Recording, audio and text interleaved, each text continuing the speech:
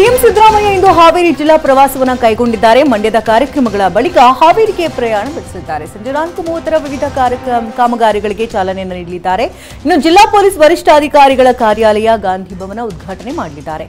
ರಾಜ್ಯ ಮಟ್ಟದ ಆಶಾ ಕಿರಣ ಕಾರ್ಯಕ್ರಮಕ್ಕೆ ಚಾಲನೆ ನೀಡಲಿದ್ದಾರೆ. ಕೋಲಾರ ಜಿಲ್ಲಾ ಯುವ ಕಾಂಗ್ರೆಸ್ ಅಧ್ಯಕ್ಷ ಫ್ರಾನ್ಸಿಸ್ ಬೆಂಟೋ ಅಮಾನತಾಗಿದ್ದಾರೆ. ಕಳೆದ ವಿಧಾನಸಭಾ ಚುನಾವಣೆಯಲ್ಲಿ ನಿಷ್ಕ್ರಿಯತೆಯ ಆರೋಪದ ಮೇಲೆ ಕ್ರಮವನ್ನು ಕೈಗೊಳ್ಳಲಾಗಿದೆ. ರಾಜ್ಯ ಯುವ ಕಾಂಗ್ರೆಸ್ ಉಸ್ತುವಾರಿ ಬಂಟಿ ಶಿಲ್ಲಿಕೆ ಆದೇಶವನ್ನು ಹೊರಡಿಸಿದ್ದಾರೆ. ಫ್ರಾನ್ಸಿಸ್ ಕಳೆದ ಚುನಾವಣೆಯಲ್ಲಿ ಕಾಂಗ್ರೆಸ್ ಪಕ್ಷದ ಅಭ್ಯರ್ಥಿಗಳ ಗೆಲುವಿಗೆ ಸಹಕರಿಸಲಿಲ್ವಂತೆ. ಬೆಂಗಳೂರಿನಲ್ಲಿ ಖಾಸಗಿ ಟ್ಯಾಂಕರ್ ಮಾಲೀಕರು ಬೇಸಿಗೆಯನ್ನೇ ಬಂಡವಾಳ ಮಾಡಿಕೊಂಡಿದ್ದಾರೆ. ಇಂದಿರಾನಗರ, ರಾಜಾಜಿನಗರ, ಸುಂಕದಕಟ್ಟೆ ಸುತ್ತಮುತ್ತ 20,000 ಲೀಟರ್ ನೀರಿಗೆ 6,500 ರೂಪಾಯಿ ಮಾರಾಟ ಮಾಡಲಾಗುತ್ತದೆ.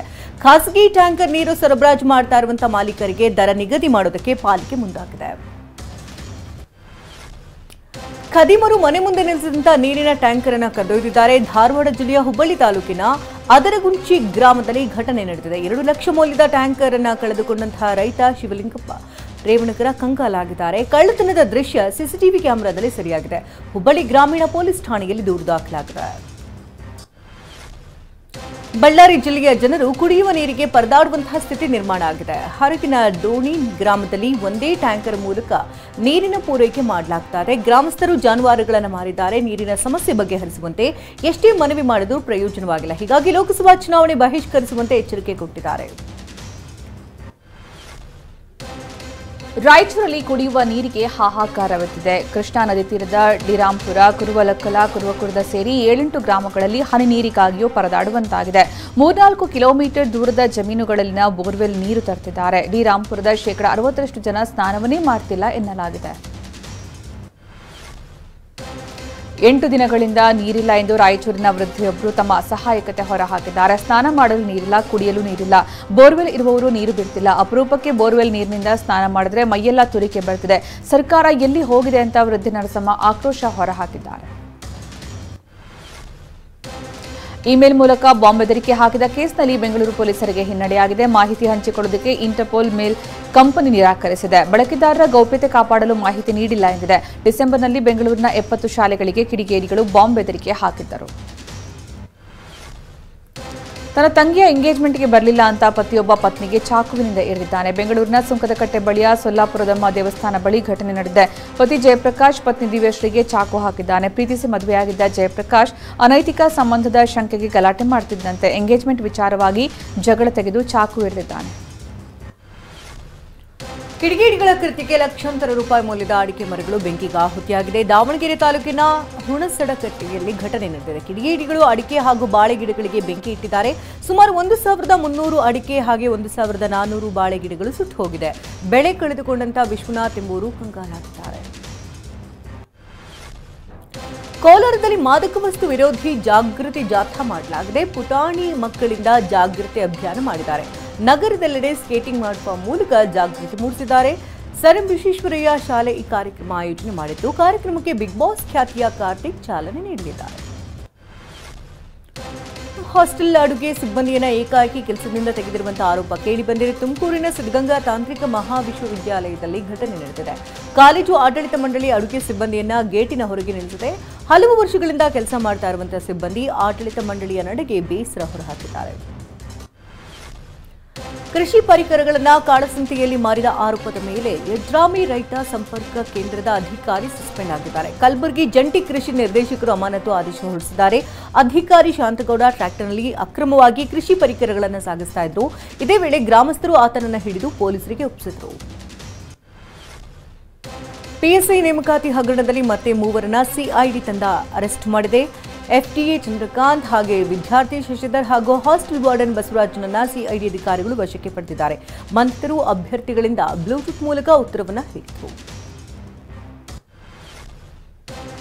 ಲೋಕಸಭೆ ಚುನಾವಣೆ ಸಮರಕ್ಕೆ ಬಿಜೆಪಿ ಸಜ್ಜಾಗ್ತಾ ಇದೆ. ದೆಹಲಿಯಲ್ಲಿ ನಿನ್ನೆಯಿಂದ ರಾಷ್ಟ್ರೀಯ ಮಂಡಳಿ ಸಭೆ ನಡೀತಾ ಇದೆ. ಭಾರತ್ ಮಂಟಪದಲ್ಲಿ ಪ್ರಧಾನಿ ಮೋದಿ ಇಂದು ಸಮಾರೋಪ ಭಾಷಣ ಮಾಡಲಿದ್ದಾರೆ. ದೆಹಲಿ ಸಭೆಯಲ್ಲಿ ಲೋಕಸಭಾ ಚುನಾವಣೆ ಸಿದ್ಧತೆ ಬಗ್ಗೆ ಸಮಾಲೋಚನೆ ನಡೆಸಲಾಗಿದೆ. ಸಂಸದರು, ನಾಯಕರು ಸೇರಿ 11,500ಕ್ಕೂ ಹೆಚ್ಚು ಪ್ರತಿನಿಧಿಗಳು ಭಾಗಿಯಾಗಿದ್ದಾರೆ. ಲೋಕಸಭೆ ಚುನಾವಣೆಗೆ ಇನ್ನೇನು ಕೆಲವೇ ತಿಂಗಳು ಬಾಕಿ ಇರುವಾಗಲೇ ಕಾಂಗ್ರೆಸ್ ಪಡೆಗೆ ಮತ್ತೊಂದು ಶಾಕ್ ಎದುರಾಗಿದೆ.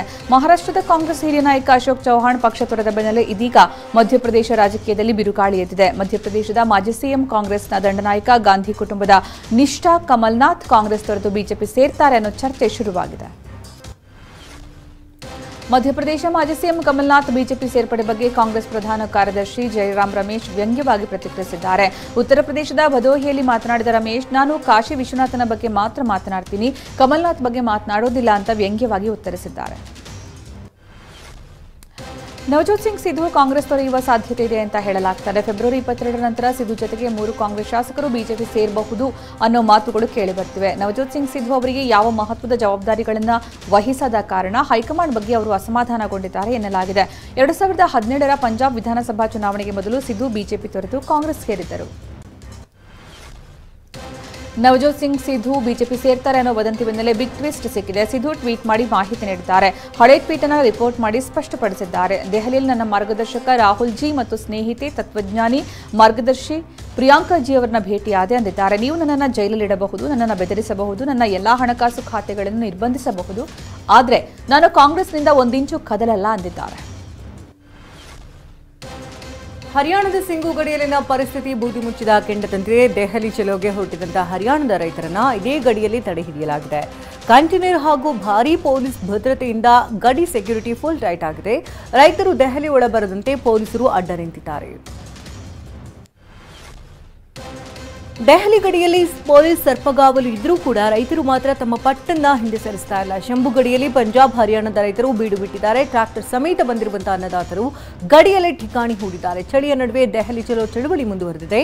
ರೈತರಿಗೆ ಗಡಿಯಲ್ಲಿ ಆಹಾರ ಚಹಾದ ವ್ಯವಸ್ಥೆ ಮಾಡಲಾಗಿದೆ.